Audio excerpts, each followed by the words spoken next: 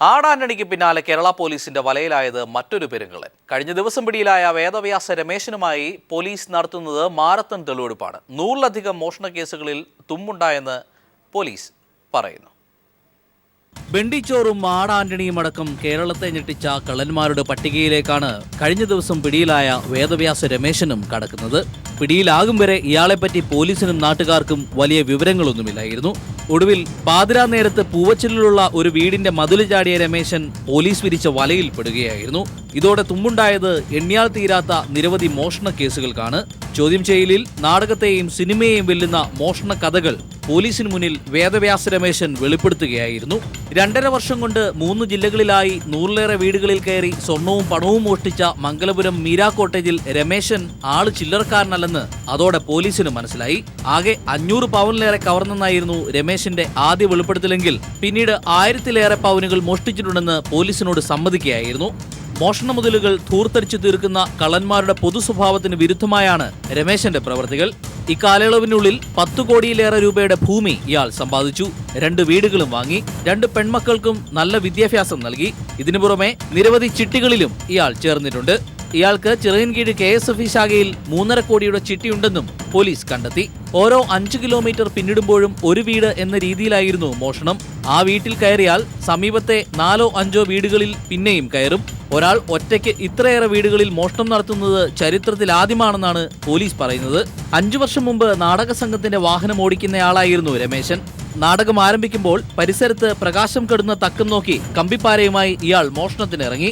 അങ്ങനെയുണ്ടാക്കിയ പണം കൊണ്ട് രമേശൻ ഒടുവിൽ നാടക ട്രൂപ്പ് ഉടമയായി. വേദവ്യാസ എന്ന പൂട്ടിയ നാടക കമ്പനിയുടെ ബോർഡ് ഘടിപ്പിച്ച ടെമ്പോ ട്രാവലറിലാണ് ഇയാൾ രാത്രികാലങ്ങളിൽ മോഷണത്തിനായി കറങ്ങി നടന്നത്. ഇതിനിടെ ഇയാൾ 4 ഏക്കറോളം ഭൂമി വിവിധയിടങ്ങളിലായി വാങ്ങിയതിന്റെ രേഖകളും പോലീസ് കണ്ടെത്തിയിട്ടുണ്ട്. ഇയാൾക്കൊപ്പം സഹായിയായ മുരുകൻ എന്നൊരാളും പോലീസിന്റെ പിടിയിലായിരുന്നു. പ്രതികളെ വിവിധ സ്ഥലങ്ങളിലെത്തിച്ച് മാരത്തോൺ തെളിവെടുപ്പ് നടത്തുകയാണ് പോലീസ്. News desk. കോന്നിയിൽ വ്യാജമദ്യ വിൽപ്പന പിടികൂടാനെത്തിയ എക്സൈസ് ഉദ്യോഗസ്ഥന് കുത്തേറ്റു. കോന്നി എക്സൈസ് റേഞ്ച് ഓഫീസിലെ സിവിൽ എക്സൈസ് ഓഫീസർ ബിനുരാജനാണ് പരിക്കേറ്റത്. ഇദ്ദേഹത്തെ കുത്തിയ അച്ചൻകുഞ്ഞിനെ എക്സൈസ് അറസ്റ്റ് ചെയ്തു. ഇയാൾ റിമാൻഡിലാണ്. കുഞ്ഞിന്റെ വീട്ടിൽ വ്യാജമദ്യ വിൽപ്പനയെന്ന വിവരത്തെ തുടർന്നായിരുന്നു എക്സൈസിന്റെ പരിശോധന. ഉദ്യോഗസ്ഥരുടെ സാന്നിധ്യമറിഞ്ഞ അച്ചൻകുഞ്ഞ് പിൻവാതിലിലൂടെ രക്ഷപ്പെടാൻ ശ്രമിച്ചു. പിന്തുടർന്ന് പിടികൂടിയപ്പോഴാണ് എക്സൈസ് ഉദ്യോഗസ്ഥനായ ബിനുരാജിന് പരിക്കേറ്റത്. കയ്യിലുണ്ടായിരുന്ന കത്തി ഉപയോഗിച്ച് അച്ചൻകുഞ്ഞ് ഉദ്യോഗസ്ഥനെ ആക്രമിക്കുകയായിരുന്നുവെന്ന് എക്സൈസ് ഉദ്യോഗസ്ഥർ പറയുന്നു. ബിനുരാജിന് കയ്യിൽ 2 തുന്നിക്കെട്ടുണ്ട്. ബിനുരാജിനെ ആക്രമിക്കുന്നതിനിടയിൽ മറ്റുദ്യോഗസ്ഥർ ചേർന്ന് അച്ചൻകുഞ്ഞിനെ കീഴ്പ്പെടുത്തുകയായിരുന്നു. നിറം കലർത്തിയ 50 ലിറ്ററിലധികം വ്യാജമദ്യവും ഇവിടെ നിന്ന് എക്സൈസ് കണ്ടെടുത്തു. അറസ്റ്റ് രേഖപ്പെടുത്തി അച്ചൻകുഞ്ഞിനെ കോടതിയിൽ ഹാജരാക്കി. ഇയാളെ റിമാൻഡ് ചെയ്തിരിക്കുകയാണ്. വ്യാജമദ്യ വിൽപ്പനയും കടത്തുമായി ബന്ധപ്പെട്ട് നിരവധി തവണ എക്സൈസിന്റെ പിടിയിലായിട്ടുള്ള ആളാണ് അച്ചൻകുഞ്ഞ്. ഇയാൾ 3 തവണ വ്യാജമദ്യ കേസിൽ ജയിൽ ശിക്ഷയും അനുഭവിച്ചിട്ടുണ്ട്. News bureau, Pathanamthitta. അച്ഛനെ പോലീസ് കള്ളക്കേസിൽ കുടുക്കുന്നുവെന്ന് ആരോപിച്ച് മക്കളുടെ ആത്മഹത്യാ ഭീഷണി. മൊബൈൽ ടവറിന് മുകളിൽ കയറി ആത്മഹത്യാ ഭീഷണി മുഴക്കിയ യുവാക്കളെ ഒടുവിൽ അനുനയിപ്പിച്ച് താഴെയിറക്കി. എറണാകുളം കലൂരിലാണ് നാടകീയ സംഭവങ്ങൾ അരങ്ങേറിയത്. രാവിലെ 11 മണിയോടെയാണ് നാട്ടുകാരെ 1 മണിക്കൂറോളം ഭീതിയിലാഴ്ത്തിയ സംഭവങ്ങൾക്ക് തുടക്കം. ചെറായി പെരുമന സ്വദേശികളായ എബിൻ, ജിബിൻ, നിതിൻ എന്നിവരാണ് കലൂർ ചർച്ച് റോഡിലെ മൊബൈൽ ടവറിൽ കയറിയത്. കൂട്ടത്തിൽ ഇളയവനായ നിതിനാണ് ടവറിന്റെ മുകളിലേക്ക് കയറിപ്പോയി തങ്ങൾ ആത്മഹത്യ ചെയ്യാൻ പോവുകയാണെന്ന് വിളിച്ചു പറഞ്ഞത്. ടയർ മോഷണം ആരോപിച്ച് പുത്തൻവേലിക്കര CI കസ്റ്റഡിയിലെടുത്ത പിതാവിനെ പീഡിപ്പിക്കുകയാണെന്നും കള്ളപ്പരാതിയുടെ അടിസ്ഥാനത്തിലാണ് നടപടിയെന്നുമായിരുന്നു ഇവർ പറഞ്ഞത്. ഞങ്ങളുടെ അച്ഛനെ പുത്തൻവേലിക്കര സ്റ്റേഷനിൽ അന്യായ ഒരു കേസിൽ പിടിച്ചവിടെ ഇടിച്ച് നശിപ്പിച്ച് വെച്ചേക്കാണ്. ഞങ്ങളെയും പല രീതിയിൽ പീഡിപ്പിച്ചുകൊണ്ടിരിക്കുന്നു. പല ഇതിലും നമ്മൾ ഇത് ചെയ്യാൻ നോക്കിയിട്ടൊന്നും അവർ സമ്മതിക്കില്ല. അപ്പോൾ ഞങ്ങൾക്ക് ഞങ്ങളുടെ അച്ഛനെ കാണണം. ഞങ്ങളുടെ അച്ഛനെ ഇത് ഞങ്ങൾക്ക് ഉറപ്പാക്കണം. ഒന്നിനും അച്ഛനെ കേസിൽ ഇതാക്കിയിട്ടുണ്ട്, എന്താ ചെയ്തോട്ടെ. ഞങ്ങളുടെ അച്ഛനെ ഹോസ്പിറ്റലിൽ ഹാജരാക്കാൻ ഞങ്ങൾക്ക് കാണണം. ഞങ്ങൾക്ക് ഞങ്ങളുടെ സേഫ്റ്റി ഉറപ്പിട്ടു. ഞങ്ങളെ സ്റ്റേഷനിലേക്ക് ഒടുവിൽ പോലീസും ഫയർഫോഴ്സും സ്ഥലത്തെത്തുകയും പ്രശ്നങ്ങൾ പരിഹരിക്കാം എന്ന ഉറപ്പിൽ അനുനയിപ്പിച്ച് ഇവരെ താഴെയിറക്കുകയുമായിരുന്നു. ഇവരെ പിന്നീട് നോർത്ത് പോലീസ് സ്റ്റേഷനിലേക്ക് മാറ്റി. പിതാവിനെതിരായ പരാതി വ്യാജമാണെന്ന കുട്ടികളുടെ ആക്ഷേപത്തെക്കുറിച്ച് അന്വേഷിക്കുമെന്ന് അസിസ്റ്റന്റ് പോലീസ് കമ്മീഷണർ അറിയിച്ചു. News bureau, Kochi. തൃശൂരിൽ സെക്യൂരിറ്റി ജീവനക്കാരൻ ചന്ദ്രബോസിനെ കാറിടിച്ചു കൊലപ്പെടുത്തിയ കേസിലെ പ്രതി മുഹമ്മദ് നിസാമിന്റെ അനുജൻ മുഹമ്മദ് നിസാറിനെ അപകടകരമായി കാർ ഓടിച്ച വാഹനാപകടമുണ്ടാക്കിയതിന് പാലാരിവട്ടം പോലീസ് അറസ്റ്റ് ചെയ്ത വാർത്തയാണ് ഇനി. നിസാമിന്റെ പേരിൽ രജിസ്റ്റർ ചെയ്ത KL 08 BB 777 number Rolls Royce കാറാണ് അപകടമുണ്ടാക്കിയത്.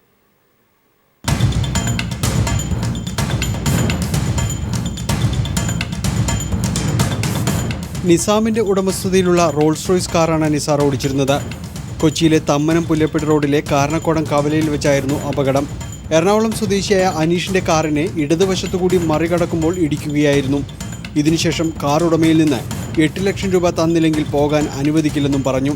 വണ്ടി മുട്ടിയതിന് ശേഷം അവർ പറഞ്ഞതെന്ന് വെച്ചാൽ ഞാൻ നിസാമിൻ്റെ തൃശ്ശൂരുള്ള നിസാമിൻ്റെ അനിയനാണ്, എനിക്ക് 8 ലക്ഷം രൂപ 4 കോടി 5 കോടി രൂപയുടെ വണ്ടിയാണ്, എനിക്ക് 8 ലക്ഷം രൂപ തന്നെ എന്ന് പറഞ്ഞിട്ട്. അപ്പം ഞാൻ എന്തിനാ തന്നെയെന്ന് ഞാൻ ചോദിക്കുകയും ചെയ്തു. എൻ്റെ വണ്ടിയിൽ വന്ന് നിങ്ങൾ ഇടിച്ചിട്ട് ഞാനെന്ത് പറഞ്ഞു എന്ന് വെച്ചാൽ ലെഫ്റ്റ് സൈഡ് കട്ട് ചെയ്ത് ഇവർ ഓവർടേക്ക് ചെയ്ത് കയറി വന്നാണ്. കാർ ഇടിച്ച ശേഷം താൻ നിസാമിന്റെ അനുജനാണെന്ന് വിളിച്ചു പറഞ്ഞതോടെ നാട്ടുകാർ ഉടൻ പോലീസിൽ വിവരമറിയിച്ചു. ഇടപ്പള്ളി ട്രാഫിക് സ്റ്റേഷനിൽ വാഹനാപകടത്തിനും ഭീഷണിപ്പെടുത്തിയതിന് പാലാരിവട്ടം പോലീസും കേസെടുത്തിട്ടുണ്ട്. News bureau, Kochi.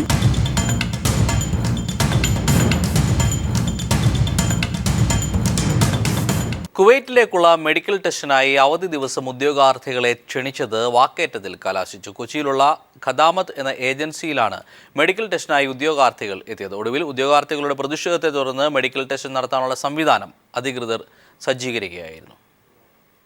അവധി ദിവസമായ ഇന്ന് മെഡിക്കൽ ടെസ്റ്റിനായി കൊച്ചിയിലെ ഖദാമത്തിന്റെ ഓഫീസിലെത്താനാണ് അധികൃതർ ഉദ്യോഗാർത്ഥികൾക്ക് നിർദ്ദേശം നൽകിയത്. ഇതിനെ തുടർന്ന് അതിരാവിലെ തന്നെ മെഡിക്കൽ ടെസ്റ്റിനാവശ്യമായ റെക്കോർഡുകളുമെല്ലാം എടുത്ത് ഉദ്യോഗാർത്ഥികൾ ഖദാമത്തിന്റെ ഓഫീസിലെത്തിയപ്പോൾ അടഞ്ഞിട്ട ഗേറ്റ് മാത്രമാണ് ഇവർക്ക് കാണാൻ സാധിച്ചത്. ഇന്ന് അവധി ദിവസമാണെന്നും ഓഫീസിൽ ആരും തന്നെ ഇല്ലെന്നും തിങ്കളാഴ്ച മാത്രമേ മെഡിക്കൽ നടത്താനാകൂ എന്നുമായിരുന്നു ഗേറ്റിന് കാവൽ നിന്നവർ ഇവരോട് പറഞ്ഞത്. എന്നാൽ അധികൃതർ ഉറപ്പു നൽകാതെ പിരിഞ്ഞു പോകില്ലെന്നായിരുന്നു ഇവരുടെ പക്ഷം. 3 ദിവസം മുമ്പ് കിട്ടുന്ന അപ്പോയിൻമെൻറ്റാണ് 22 ഈ ഇന്നത്തെ പൊതു അവധിയാണെന്നുള്ളത് എല്ലാവർക്കും അറിയാവുന്ന കാര്യം തന്നെയാണ്. പക്ഷേ ഈ പൊതു അവധി ഇവർക്ക് നേരത്തെ അറിയിക്കുവാണെങ്കിൽ 22 എന്നുള്ളത് തിങ്കളാഴ്ച തന്നെയുള്ള അപ്പോയിൻമെൻ്റ് ആക്കി മാറ്റാണ്. ഇത് ഇവിടുത്തെ ഓഫീസിൻ്റെയും ഉദ്യോഗാർത്ഥികളുടെ അനാസ്ഥ തന്നെയാണ്. ഞങ്ങൾ വെളുപ്പിന് 5 ഇവിടെ എത്തിയാണ്. അപ്പോൾ ഇതിനെക്കുറിച്ച് ഇവിടെ ആര് വരുമെന്നോ ഇനി അടുത്ത നീക്കുപോക്ക് എന്താണെന്നോ ഇവിടുന്ന് പോലീസുകാരോ ഇവിടുത്തെ ഓഫീസറോ സെക്യൂരിറ്റീസോ ആരും ഒന്നും പറയുന്നില്ല. തെക്കേ ഇന്ത്യയിൽ തന്നെ കുവൈറ്റ് സർക്കാരിൻ്റെ കീഴിൽ മെഡിക്കൽ ടെസ്റ്റ് നടത്തുന്ന ഏക സ്ഥാപനമാണ് കൊച്ചിയിലെ ഖദാമത്തിൻ്റെ ഓഫീസ്. അതുകൊണ്ട് തന്നെ മറ്റ് സംസ്ഥാനങ്ങളിൽ നിന്നടക്കം നിരവധി പേർ കൊച്ചിയിലെത്തിയിരുന്നു. ഉദ്യോഗാർത്ഥികളുടെ പ്രതിഷേധത്തെ തുടർന്നും മാധ്യമങ്ങൾ വാർത്തയാകുമെന്നും മനസ്സിലാക്കിയപ്പോൾ ഖദാമത്ത് അധികൃതർ ഉടൻ മെഡിക്കൽ ടെസ്റ്റ് നടത്താനുള്ള സൗകര്യമൊരുക്കി. 12,000 രൂപയാണ് ഓരോ ഉദ്യോഗാർത്ഥികളിൽ നിന്നുമായി ഖദാമത്ത് മെഡിക്കൽ ടെസ്റ്റിനായി ഈടാക്കുന്നതും. അതിനിടെ ഖദാമത്തിൻ്റെ പേരെഴുതിയ ബോർഡിൽ ലൈസൻസിംഗ് നമ്പർ ഇല്ലാത്തതും ഫോൺ നമ്പർ എഴുതാത്തതും തട്ടിപ്പാണെന്ന് ചില ഉദ്യോഗാർത്ഥികൾ പറയുന്നുണ്ടായിരുന്നു. News bureau, Kochi. People follow up. Thamarassery ചുങ്കത്ത് PWD റോഡിൽ അനധികൃതമായി നിർമ്മിച്ച ട്രാഫിക് ഐലൻഡ് പൊളിക്കാനുള്ള നോട്ടീസിന് പുല്ലുവില. 10 ദിവസത്തിനകം 1 ലക്ഷം രൂപയിലേറെ ചെലവഴിച്ച് സ്ഥാപിച്ച ട്രാഫിക് ബ്ലിങ്കർ നീക്കം ചെയ്താണ് അനധികൃത നിർമ്മാണം നടത്തിയത്. ട്രാഫിക് ഐലൻഡിൽ നിന്ന് ഗതാഗതം നിയന്ത്രിക്കാനാവില്ലെന്നിരിക്കെയാണ് ഉദ്യോഗസ്ഥരുടെ ഒത്താശയോടെ പൊതുസ്ഥലം കയ്യേറിയത്. എംസാൻ കമ്പനിയുടെ പരസ്യം സ്ഥാപിക്കാനായാണ് ട്രാഫിക് ഐലൻഡ് നിർമ്മിച്ചത്. പീപ്പിൾ TV വാർത്തയെ തുടർന്ന് കഴിഞ്ഞ മാസം 5-നാണ് താമരശ്ശേരി ചുങ്കത്ത് PWD റോഡിലെ അനധികൃത നിർമ്മാണം പൊളിച്ചുമാറ്റാൻ എംസാൻഡ് കമ്പനിക്ക് അസിസ്റ്റന്റ് എക്സിക്യൂട്ടീവ് എഞ്ചിനീയർ നോട്ടീസ് കൊടുത്തത്. 10 ദിവസമായിരുന്നു നോട്ടീസ് കാലാവധി കഴിഞ്ഞിട്ടും കയ്യേറ്റ നിർമ്മാണം പൊളിച്ചുമാറ്റാൻ തയ്യാറായില്ലെന്ന് പറയുന്നു പൊതുപ്രവർത്തകനായ അബ്ദുൾ മജീദ്. നോട്ടീസ് കൊടുക്കുകയും 7 ദിവസത്തിനുള്ളിൽ നടപ്പാക്കണമെന്ന് ആവശ്യപ്പെടുകയും ചെയ്തിട്ടുണ്ട്. കാലാവധി എല്ലാം കഴിഞ്ഞ് ഒരാഴ്ച പിന്നിട്ടിട്ടും ഇത് പൊളിച്ചു മാറ്റുന്നതിനുള്ള യാതൊരുവിധ നടപടിയും നടക്കുന്നില്ല. സ്വകാര്യ മണൽ കമ്പനിക്കാരെ സഹായിക്കുന്ന നിലപാടാണ് താമരശ്ശേരി പോലീസ് സ്വീകരിക്കുന്നത്. MLAയുടെ പ്രത്യേക വികസന ഫണ്ടിൽ നിന്നും 1.6 ലക്ഷം രൂപ ചിലവഴിച്ചാണ് സംസ്ഥാനപാത ദേശീയപാതയിൽ സംഗമിക്കുന്ന സ്ഥലത്ത് 2 ട്രാഫിക് സിഗ്നലുകളും സോളാർ ബ്ലിങ്കറും ദിശാസൂചകവും സ്ഥാപിച്ചത്. ഇതിൽ ഒന്ന് സ്വകാര്യ സ്ഥാപനത്തിന്റെ പരസ്യം സ്ഥാപിക്കാനായി നീക്കം ചെയ്തു. പകരം പൊതുമരാമത്ത് വകുപ്പ് റോഡിന്റെ മധ്യത്തിലായി ട്രാഫിക് ഐലൻഡ് പണിത് അതിൽ എംസാൻഡ് കമ്പനിയുടെ പരസ്യം പതിച്ചത് പീപ്പിൾ TV വാർത്തയാക്കിയിരുന്നു. താമരശ്ശേരി പോലീസിന്റെ ഒത്താശയോടെയാണ് സ്വകാര്യ മണൽ കമ്പനിയുടെ പ്രവർത്തനമെന്നാണ് നാട്ടുകാരുടെ പരാതി. News bureau, Kozhikode. ഹരിയാനയിൽ വീണ്ടും ദളിത് കൊലപാതകം. ഇത്തവണ കൊല്ലപ്പെട്ടത് 14 വയസ്സുകാരൻ. ഈ വാർത്തയുടെ കൂടുതൽ വിവരങ്ങളുമായി ദില്ലിയിൽ നിന്നും മനു ശങ്കരൻ ചേരുകയാണ്. മനു, എപ്പോഴാണ് സംഭവം? ആരാണ് പ്രതികൾ? മറ്റു വിവരങ്ങൾ? ജോർജറ്റ്, ഹരിയാനയിൽ ദളിത് കുടുംബത്തിലെ 2 പിഞ്ചു കുട്ടികളെ ചുട്ടുകൊന്ന സംഭവത്തിന്റെ നടുക്കം വിട്ടുമാറും മുമ്പാണ് ഇപ്പോൾ 14 വയസ്സുകാരനായ ബാലനെ പോലീസുകാർ തന്നെ തല്ലിച്ചതച്ചു കൊന്നുവെന്ന വാർത്തകൾ കിട്ടുന്നത്. ഹരിയാനയിലെ തന്നെ സോണിപ്പട്ടിലെ ഗുഹാന പോലീസ് സ്റ്റേഷനിലാണ് ഈ ബാലനെ പ്രാവ് മോഷ്ടിച്ചു എന്ന പേരിൽ പോലീസ് പിടികൂടിയത്.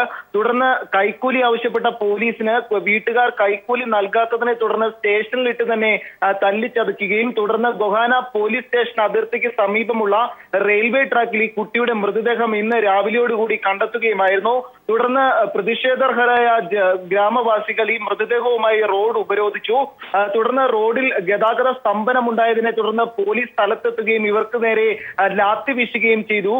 എന്നാൽ ഇക്കാര്യത്തിൽ ആദ്യം പോലീസ് തുടർന്നിരുന്ന നിലപാട് ഇവരെ ആദ്യം തന്നെ ഈ കുട്ടിയെ വിട്ടുകൊടുത്തിരുന്നതാണ് എന്നാണ്. എന്നാൽ കൂടുതൽ പ്രാഥമിക അന്വേഷണത്തിന് കമ്മീഷണർ ഉത്തരവിട്ടു എന്നുകൂടി അറിയാൻ സാധിക്കുന്നു.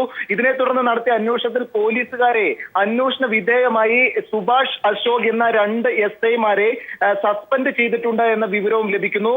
എന്തായാലും ദളിത് കുട്ടികൾക്ക് നേരെയുള്ള ആക്രമണത്തിന്റെ നടുക്കം വിട്ടുമാറും മുമ്പാണ് ഇത്തരത്തിൽ 14 വയസ്സുകാരനായ ബാലനെ കൂടി പോലീസ് കൊന്നു എന്ന വാർത്തകൾ പുറത്തു വരുന്നത്. മനു, പോലീസുകാരെ കുറ്റക്കാരാക്കി ചിത്രീകരിക്കുമ്പോൾ തന്നെ മറ്റേതെങ്കിലും ഒരു വിഭാഗത്തിന്റെ ഏതെങ്കിലും സംഘടനകളുടെ ഇടപെടൽ ഈ കൊലപാതകത്തിലേക്ക് ഉണ്ടോ? അത്തരത്തിൽ സംശയിക്കാമോ? ജോർജറ്റ്, ഇതിൽ നിന്ന് വ്യക്തമാകുന്നത് ഈ ദളിതർക്കെതിരെ പോലീസുകാരുടെ ആക്രമണം സ്ഥിരമായിരുന്നു എന്നാണ് മനസ്സിലാക്കാൻ സാധിക്കുന്നത്. ദളിതരെ കേസുകളിൽ കുടുക്കുന്നതിൽ പോലീസിന് പ്രത്യേക പ്രാവീണ്യം ഉണ്ടായിരുന്നു എന്നുകൂടിയാണ് നാട്ടുകാരടക്കം വ്യക്തമാക്കുകയും ചെയ്യുന്നത്.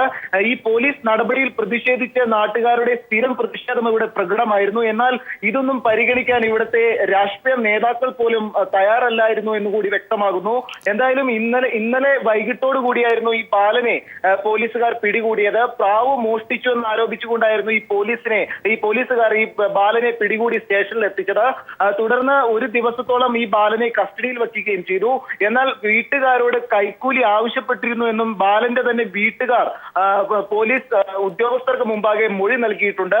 എന്നാൽ കൈക്കൂലി നൽകാൻ തയ്യാറാകാത്തതിനെ തുടർന്ന് ഇതിന്റെ പ്രതികാരം വീട്ടുകയായിരുന്നു പോലീസുകാരെന്നും വീട്ടുകാർ ആരോപിക്കുന്നു. എന്തായാലും തുടർന്ന് ഇന്ന് രാവിലെയോട് കൂടിയായിരുന്നു ഈ ബാലന്റെ മൃതശരീരം ഗോഹാന പോലീസ് സ്റ്റേഷൻ അതിർത്തിക്ക് സമീപമുള്ള റെയിൽവേ ട്രാക്കിൽ തന്നെ കണ്ടെത്തുകയും ചെയ്തത്.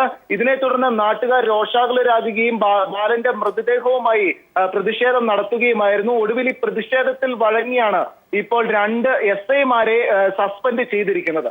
ജോർജറ്റ്, ദില്ലിയിൽ നിന്ന് മനുശങ്കനാണ് വിവരങ്ങൾ നൽകിയത്. മോദി ഭരണത്തിൽ രാജ്യത്ത് ദളിതർക്കെതിരെയുള്ള കുറ്റകൃത്യങ്ങളിൽ വൻ വർധനവ്. 10,000-ൽ പരം കേസുകളുടെ വർധനവാണ് ഇക്കഴിഞ്ഞ വർഷമുണ്ടായത്. 2014-ൽ മാത്രം ഹരിയാനയിൽ 21 ദളിതരാണ് സംഘപരിവാർ പിന്തുണയുള്ള മേൽജാതിക്കാരുടെ ആക്രമണങ്ങളിൽ കൊല്ലപ്പെട്ടത്. ദേശീയ ക്രൈം റെക്കോർഡ്സ് ബ്യൂറോയുടേതാണ് കണക്കുകൾ. NDA അധികാരത്തിലേറിയ ശേഷം ദളിതർക്കെതിരെയുള്ള കുറ്റകൃത്യങ്ങളിൽ വൻ വർധന ഉണ്ടായെന്നതിന്റെ രേഖകളാണ് പുറത്തുവന്നത്. ദേശീയ ക്രൈം റെക്കോർഡ്സ് ബ്യൂറോയുടേതാണ് കണക്കുകൾ. ദളിതർക്ക് നേരെ 33,655 കുറ്റകൃത്യങ്ങൾ ഉണ്ടായിരുന്നത് 2014 ആയപ്പോഴേക്കും 47,064 വർദ്ധിച്ചു. 10 സംസ്ഥാനങ്ങളിൽ 24% ദളിത് ആക്രമണ കുറ്റകൃത്യങ്ങളിലെ വർധന. എല്ലാ സംസ്ഥാനങ്ങളിലും ദളിതർക്ക് നേരെയുള്ള ആക്രമണം വർദ്ധിക്കുകയാണെന്നും കണക്കുകൾ വ്യക്തമാക്കുന്നു. രാജസ്ഥാൻ, ഹരിയാന, UP, മധ്യപ്രദേശ് സംസ്ഥാനങ്ങളാണ് ദളിത് ആക്രമണത്തിന്റെ കുറ്റകൃത്യങ്ങളിൽ മുന്നിൽ. UPയിൽ 12,000-ഓളം കേസുകൾ രേഖപ്പെടുത്തി. രാജസ്ഥാനിൽ ഇക്കഴിഞ്ഞ വർഷം മാത്രം 66% ദളിതർക്ക് നേരെയുള്ള കുറ്റകൃത്യങ്ങൾ വർദ്ധിച്ചു. മധ്യപ്രദേശിൽ 49% കുറ്റകൃത്യങ്ങൾ ഉയർന്നു. കേരളത്തിൽ 26% ദളിത് ആക്രമണങ്ങളുടെ വർധനവും രേഖപ്പെടുത്തി. ദളിത് സ്ത്രീകൾക്കെതിരെയുള്ള പീഡനങ്ങൾ നരേന്ദ്രമോദി അധികാരത്തിലേറിയ ശേഷം 32% വർദ്ധിച്ചതായും ദേശീയ ക്രൈം റെക്കോർഡ്സ് ബ്യൂറോയുടെ കണക്കുകൾ വ്യക്തമാക്കുന്നു. ദളിത് സ്ത്രീകളെ തട്ടിക്കൊണ്ടുപോയ പേരിൽ 2233 കേസുകളാണ് രേഖപ്പെടുത്തിയിരിക്കുന്നത്. News bureau, Delhi. RSS പിന്തുണയുടെ ധൈര്യത്തിൽ മേൽജാതിക്കാരുടെ പീഡനങ്ങൾ സ്ഥിരമാണെന്ന് ഹരിയാനയിലെ ദളിത് കുടുംബങ്ങൾ. ദളിത് പെൺകുട്ടികളെ രജപുത് വിഭാഗം ലൈംഗികമായി ചൂഷണം ചെയ്യാറുണ്ടെന്നും സ്ത്രീകൾ പീപ്പിൾ TVയോട് വ്യക്തമാക്കി. റിപ്പോർട്ടിലേക്ക്. 6 പോലീസുകാർ കാവൽ നിന്ന സ്ഥലത്താണ് സംഘപരിവാർ പിന്തുണയുള്ള മേൽജാതിക്കാർ 2ഉം 5ഉം വയസ്സുള്ള പിഞ്ചു കുഞ്ഞുങ്ങളെ പെട്രോൾ ഒഴിച്ച് കത്തിച്ചത്. ദളിതർക്ക് നേരെയുള്ള ആക്രമണം ശക്തമായതിനെ തുടർന്നാണ് സ്ഥലത്ത് പോലീസിനെ ഏർപ്പാടാക്കിയത്. എന്നാൽ സംഘപരിവാർ കൂട്ടാളികൾ ദളിത് കുടുംബത്തിന് തീയിട്ട സമയത്ത് പോലീസുകാർ സ്ഥലത്ത് നിന്ന് അപ്രത്യക്ഷരായത് സംശയം ജനിപ്പിക്കുന്നു. That night there was a jagran going on here. The police left their posts and went to attend the jagran. And at that very time they came and burnt the house. That means there's a connivance between the administration, the police and the criminals. കടുത്ത പ്രതിഷേധമുയർന്നിട്ടും 11 പ്രതികളിൽ 3 പേരെ മാത്രമാണ് police കസ്റ്റഡിയിലെടുത്തത്. RSS ഭീഷണിയിൽ ഗ്രാമങ്ങളിൽ കഴിയുന്ന ദളിത് കുടുംബങ്ങളിലെ പെൺകുട്ടികളെ ലൈംഗിക ചൂഷണത്തിനായി മേൽജാതിക്കാർ തട്ടിക്കൊണ്ടുപോകുന്നു.